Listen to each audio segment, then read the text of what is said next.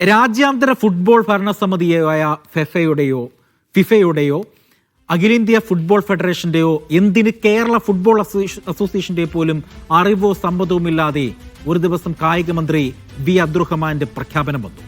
Lionel Messi നായകനായ Argentina ദേശീയ team കേരളത്തിൽ കളിക്കും. അർജന്റീനയ്ക്ക് വരാൻ സമ്മതമാണ്. ഈ പ്രതികരണം കായിക പ്രേമികളെ അത്രയേറെ ആവേശത്തിലാക്കി. കാരണം മിശിഹ ദൈവത്തിന്റെ സ്വന്തം നാട്ടിൽ വരുന്നു എന്ന് അവർക്ക് സ്വപ്നതുല്യമായിരുന്നു. ഈ ആവേശം ശരിക്കും മുതലെടുക്കുകയായിരുന്നു സ്പോൺസർമാരായ ചിലർ. മെസ്സിയെ കോടി വാരിയെറിഞ്ഞ് മെസ്സിയെ കൊണ്ടുവരാമെന്ന് സ്പോൺസർ പറയുന്നതിന് പിന്നിലെ ചേതോ വികാരം എന്തായിരിക്കും? ഒട്ടും ലാഭമില്ലാതെ ഈ കളിക്ക് മരംവെട്ടുകാരായ സ്പോൺസർമാർ ഇറങ്ങുന്നതിന് പിന്നിൽ എന്തായിരിക്കും? ഡീകോഡിന്റെ മാത്രമല്ല, കേരളത്തിലെ ഓരോ മലയാളികളുടെയും ചോദ്യമാണ്. അവർ കഴിഞ്ഞ കുറേ മാസങ്ങളായി ഇത് ചോദിക്കുന്നുമുണ്ട്. ഡീകോഡ് വിശദമായി തന്നെ പരിശോധിക്കുകയാണ് എന്താണ് ഇതെന്നുള്ളത്. കഴിഞ്ഞ കുറേ മാസങ്ങൾക്ക് മുൻപ് നമ്മുടെ കായിക മന്ത്രി അബ്ദുറഹ്മാൻ ഒരു പ്രഖ്യാപനം നടത്തി. മെസ്സിയും ടീമും കേരളത്തിലേക്ക് വരും എന്നുള്ളത്. അപ്പോൾ അതിന്റെ വിശദമായി തന്നെ നമുക്ക് പരിശോധിക്കാം എന്തായിരുന്നു മന്ത്രിയുടെ ആദ്യ പ്രഖ്യാപനം എന്നുള്ളത്. രാജ്യാന്തര ഫുട്ബോൾ ഭരണസമിതിയായ ഫിഫയുടെയോ അഖിലേന്ത്യാ ഫുട്ബോൾ ഫെഡറേഷന്റെയോ എന്തിന് കേരള ഫുട്ബോൾ അസോസിയേഷന്റെയോ അറിവോ സമ്മതവും ഇല്ലാതെയായിരുന്നു ഒരു ദിവസം കായിക മന്ത്രി വി അബ്ദുറഹ്മാന്റെ ഒരു പ്രഖ്യാപനം. അതായത് അർജന്റീനയുടെ ദേശീയ ടീം കേരളത്തിൽ കളിക്കും. അർജന്റീനയ്ക്ക് വരാൻ സമ്മതമാണ് എന്നായിരുന്നു മന്ത്രിയുടെ ആ പ്രഖ്യാപനം.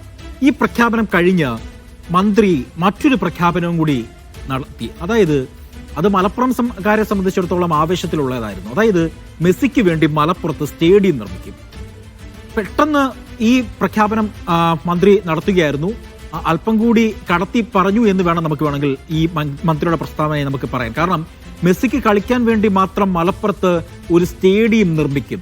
സംസ്ഥാനത്ത് ഇന്നുവരെ ഒരു കായിക മന്ത്രിയിലും കാണാത്ത ധൈര്യത്തോടെയായിരുന്നു വി അബ്ദുറഹ്മാന്റെ ഈ പ്രസ്താവനകൾ എന്നതാണ് ഏറ്റവും എടുത്തു പറയേണ്ടത്. മന്ത്രിയുടെ ഈ പ്രസ്താവനകളിൽ കാര്യമുണ്ട് എന്ന് ജനത്തിന് തോന്നിയത് കഴിഞ്ഞ സെപ്റ്റംബറിൽ സ്പെയിനിൽ മന്ത്രി സന്ദർശനം നടത്തപ്പോഴാണ്. അതായത് മെസ്സി ഉൾപ്പെടെയുള്ള എല്ലാ അർജന്റീന കളിക്കാരും കേരളത്തിൽ കളിക്കാൻ താല്പര്യം അറിയിച്ചെന്നും അതിന് മുന്നോടിയായി AFA പ്രതിനിധികൾ കേരളത്തിൽ എത്തുമെന്നുമായിരുന്നു കൂടിക്കാഴ്ചയെക്കുറിച്ച് മന്ത്രിയുടെ പ്രഖ്യാപനം. സംസ്ഥാന സർക്കാരുമായി ചേർന്ന് ഫുട്ബോൾ അക്കാദമികൾ തുടങ്ങാൻ AFA താല്പര്യം അറിയിച്ചു എന്ന് പറഞ്ഞ മന്ത്രി സ്പെയിനിലെ മറ്റ് കായിക കേന്ദ്രങ്ങളും സന്ദർശിച്ചു. സ്പാനിഷ് ഫുട്ബോൾ ലീഗ്, അതായത് ലാലീഗ, അവരുമായി സംഘാടകരുമായി നടത്തിയ ചർച്ചയിൽ കേരളത്തിലെ കായിക സമ്പദ് വ്യവസ്ഥയിൽ ലാലിഗയുടെ സാധ്യതകൾ പ്രയോജനപ്പെടുത്താൻ പ്രാഥമിക ധാരണയായെന്നും മന്ത്രി അന്ന് പറയുകയുണ്ടായി. ലാലിഗയുടെ സ്പോർട്സ് മാനേജ്മെന്റ് വൈദഗ്ധ്യം പ്രയോജനപ്പെടുത്തി കേരളത്തിൽ ഡിപ്ലോമ കോഴ്സുകൾ ആരംഭിക്കുന്നത് ചർച്ചയിലുണ്ട് എന്നും മന്ത്രി അന്ന് പറയുകയുണ്ടായി. പിന്നീട് എല്ലാവർക്കും ചോദ്യമുള്ള ഒരു വലിയ ചോദ്യമുണ്ട്. മെസ്സിയെ പോലെ രാജ്യാന്തര നിലവാരത്തിലുള്ള ഒരു ടീമിനെ കേരളത്തിലേക്ക് കൊണ്ടുവരുമ്പോൾ അതിനുള്ള പണം ആര് മുടക്കും എന്നുള്ളതായിരുന്നു എല്ലാവരുടെയും ചോദ്യം. അർജന്റീന സന്ദർശനവുമായി ബന്ധപ്പെട്ട് സംസ്ഥാന സർക്കാരിന് പണച്ചെലവ് ഒന്നുമില്ലായിരുന്നു എന്നാണ് മന്ത്രിയുടെ പ്രസ്താവന. എന്നാൽ ഇത് വാസ്തവമല്ല എന്ന് തെളിയിക്കുന്നതായിരുന്നു പിന്നീട് പുറത്തു വന്ന വിവരാവകാശ രേഖ.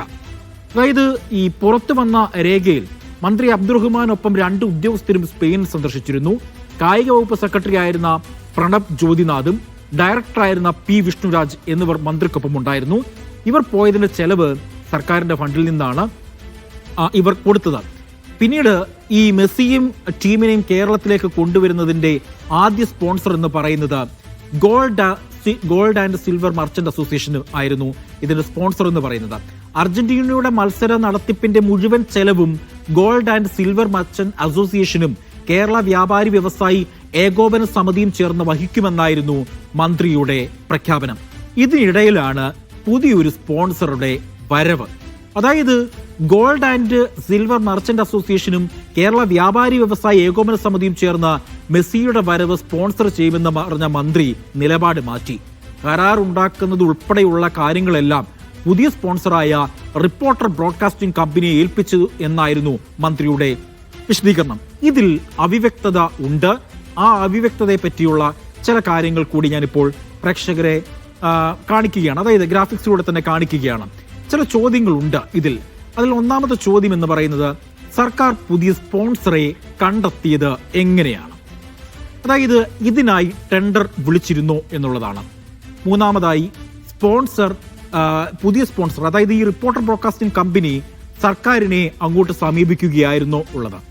ഫുട്ബോൾ അസോസിയേഷനെ വിവരം ഔദ്യോഗികമായി അറിയിക്കാത്തത് എന്തുകൊണ്ട്? അതായത് Ernakulam football association president PV Sreenijan MLA ഇന്ന് മീഡിയ വണ്ണിനോട് പ്രതികരിച്ചിരുന്ന ഒരു പ്രതികരണം ഞെട്ടൽ ഉളവാക്കുന്ന ഒരു പ്രതികരണമായിരുന്നു.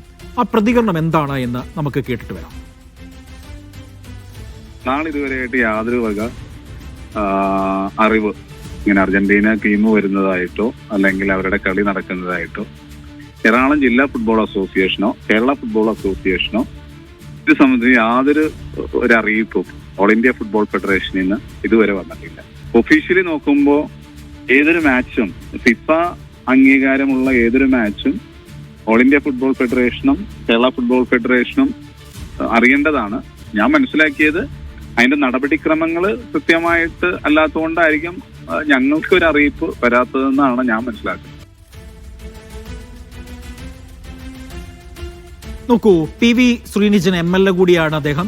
എറണാകുളം ജില്ലാ ഫുട്ബോൾ അസോസിയേഷൻ പോലും, എന്തിന് കേരള ഫുട്ബോൾ അസോസിയേഷൻ പോലും ഈ വിവരം അറിഞ്ഞിട്ടില്ല, അല്ലെങ്കിൽ അവരെ അറിയിച്ചിട്ടില്ല എന്നുള്ളതാണ് യാഥാർത്ഥ്യം. കലൂർ സ്റ്റേഡിയം നിൽക്കുന്ന എറണാകുളം ജില്ലയിലെ ഫുട്ബോൾ അസോസിയേഷന്റെ പ്രസിഡന്റ് കൂടിയാണ് PV ശ്രീനിജൻ MLA. MLAയുടെ പ്രതികരണമാണ് നമ്മൾ കേട്ടത്. ഇനി പ്രേക്ഷകരെ ഞാൻ 2025 മെയ് മാസം 17-ാം തീയതി മന്ത്രി അബ്ദുറഹ്മാൻ പറഞ്ഞ ഒരു കാര്യമുണ്ട്. ആ കാര്യത്തിലേക്ക് പ്രേക്ഷകരെ കൂട്ടിക്കൊണ്ടുപോവുകയാണ്.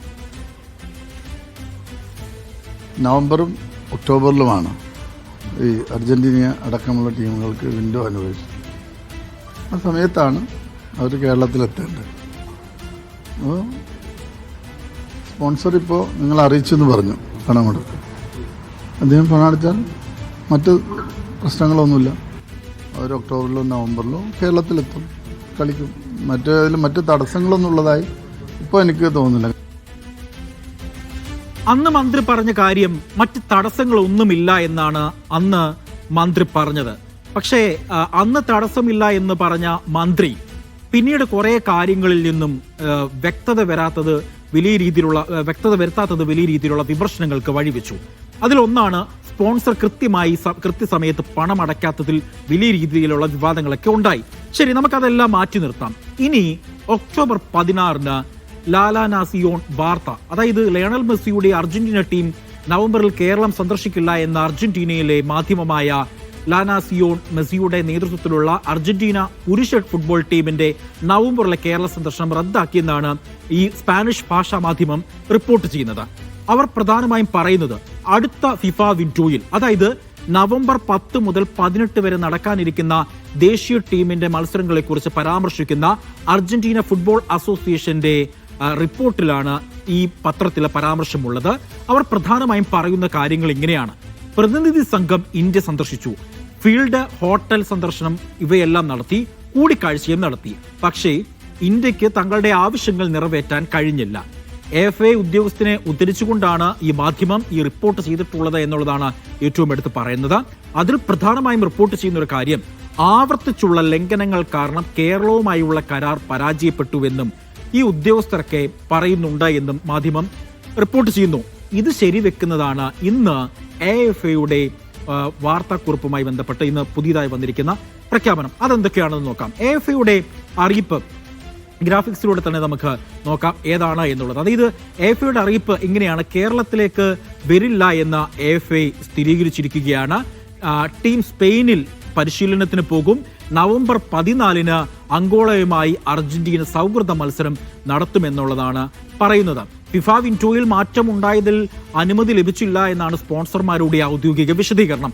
നവംബർ 17-ന് അർജന്റീനയും ഓസ്ട്രേലിയയും തമ്മിലുള്ള മത്സരം കൊച്ചിയിൽ നടക്കുമെന്നായിരുന്നു സ്പോൺസറായ റിപ്പോർട്ടിംഗ് ബ്രോഡ്കാസ്റ്റിംഗ് കമ്പനിയുടെ വക്താവ് കൂടിയായ ആന്റോ അഗസ്റ്റിൻ മാധ്യമങ്ങൾക്ക് മുൻപിൽ പറഞ്ഞത്. സംസ്ഥാന സർക്കാരിന്റെയും പ്രഖ്യാപനം ഇത് തന്നെയായിരുന്നു. ആ പ്രഖ്യാപനമായിരുന്നു മന്ത്രിയുടെ വാക്കുകളിൽ നിന്നും നമ്മൾ നേരത്തെ കേട്ടത്. ഇപ്പോൾ ഏറ്റവും ഒടുവിൽ ഇപ്പോൾ നൽകുന്ന ഒരു വിശദീകരണം എന്നുള്ള, അതായത് ഈ മെസ്സിക്കും സംഘത്തിനും അങ്കോളയിൽ നിന്നുള്ള യാത്രാ ദൈർഘ്യം, സ്റ്റേഡിയത്തിന്റെ ഈ കൊച്ചിയിലെ സ്റ്റേഡിയത്തിൽ ഫിഫ നിലവാരത്തിലുള്ള കുറവ്, കാലതാമസം എന്നിവയെ അനുമതി ലഭിക്കാൻ തടസ്സമായി എന്നാണ് സ്പോൺസർ പറയുന്നത്. സ്പോൺസറായ ആന്റോ അഗസ്റ്റിൻ ഇന്ന് പറയുന്ന വാദങ്ങൾ കേൾക്കാം. നിങ്ങൾക്ക് അറിയേണ്ട എന്താ, മെസ്സി വരുമല്ലോ എന്നല്ലേ? നവംബർ മാസത്തിലെ കളിക്ക് ഫിഫ അനുമതി നൽകിയിട്ടില്ല. പക്ഷേ മാർച്ച് മാസത്തിലെ വിൻഡോയ്ക്കുള്ള ആപ്ലിക്കേഷൻ മൂവ് ചെയ്തിട്ടുണ്ട്. ആ ആപ്ലിക്കേഷൻ മൂവ് ചെയ്യുന്ന പെർമിഷൻ കിട്ടിക്കഴിഞ്ഞാൽ അത് അനൗൺസ് ചെയ്യും. അതിന് മുന്നേ എനിക്ക് പറയാൻ പറ്റില്ലല്ലോ. പറ്റുമോ? നമ്മൾ ചെയ്യുന്നത് എന്താ, ഈ കളികൾ നടത്താൻ വേണ്ടിയുള്ള കാര്യങ്ങൾ മുഴുവൻ ചെയ്യുന്നുള്ളതാണ്. അത് ചെയ്യാനുള്ള കാര്യങ്ങൾ ചെയ്യും. അപ്പോൾ അതിന് വേണ്ട അപ്രൂവൽ എടുക്കാൻ വേണ്ടിയിട്ട് നമ്മൾ സബ്മിറ്റ് ചെയ്തിട്ടുണ്ട്. ആ സബ്മിഷൻ നമ്മൾ എടുക്കും. അത് കൊടുത്തിട്ടുണ്ട്. അത് ഒരാഴ്ച കിട്ടുകയാണെങ്കിൽ ഒരാഴ്ച കൊണ്ട് പരിപാടി കഴിഞ്ഞു. അടുത്ത വിൻഡോ മാർച്ചിലുണ്ട്. ആ മാർച്ചിലേക്ക് നമ്മൾ ഞങ്ങൾക്ക് ഫിഫയുടെ അപ്രൂവൽ കിട്ടിയിട്ടുണ്ട്. അവർ എഫിനോട് സംസാരിക്കും, ധാരണയാക്കും, കളി അനൗൺസ് ചെയ്യും. അത്ര തന്നെ കാര്യമുള്ളൂ. അതിനെ വേറെ ഒന്നും ചെയ്യാനില്ല. ഇന്ന് നടന്ന സംഭവ വികാസങ്ങൾ എന്താണ്?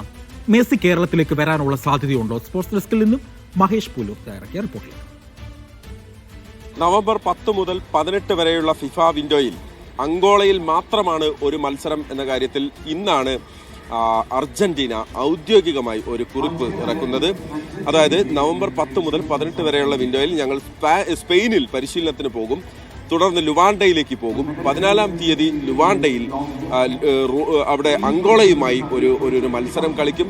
അതിനുശേഷം വീണ്ടും പരിശീലനം തുടരും എന്നുള്ള രീതിയിൽ ഒരു ട്വീറ്റ് ചെയ്യുന്നത് ഇന്ന് ഇന്ത്യൻ സമയം പുലർച്ചെയാണ്. അതിലെവിടെയും ഇന്ത്യയിലേക്ക് വരുന്നു അല്ലെങ്കിൽ കേരളത്തിലേക്ക് വരുന്നു എന്ന കാര്യത്തിൽ അർജന്റീന ഒരു പരാമർശവും നടത്തിയിട്ടില്ലായിരുന്നു. അതിനുശേഷമാണ്